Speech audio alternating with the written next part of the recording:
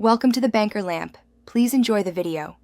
You must start by securing explicit authorization. Do not proceed otherwise. Once approved, gather the asset list and note versions of Endpoint software so you can track changes. Make sure to isolate one test machine or virtual sandbox and confirm backups exist. This prevents accidental exposure. You will also prepare a rollback plan and log the approval ID for auditors. These steps reduce risk and make subsequent steps safe and reversible. So treat authorization and isolation as mandatory first actions. Once the sandbox is ready, coordinate with the security vendor or internal security operations. You should ask for the vendor-approved maintenance procedure or a temporary exception rather than ad hoc workarounds. Make sure you use official admin consoles or maintenance modes documented by the vendor.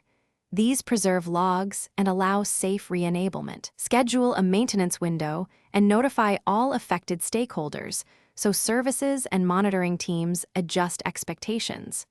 This coordination keeps your action compliant. You will perform any change only on the isolated test endpoint first and validate that the intended function works without exposing risk.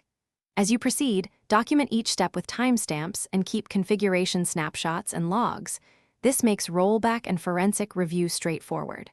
Once validated, replicate the sanction process per schedule. If something goes wrong, stop immediately, restore the snapshot or backup, and escalate to the security team or vendor support. This disciplined approach protects users and preserves accountability.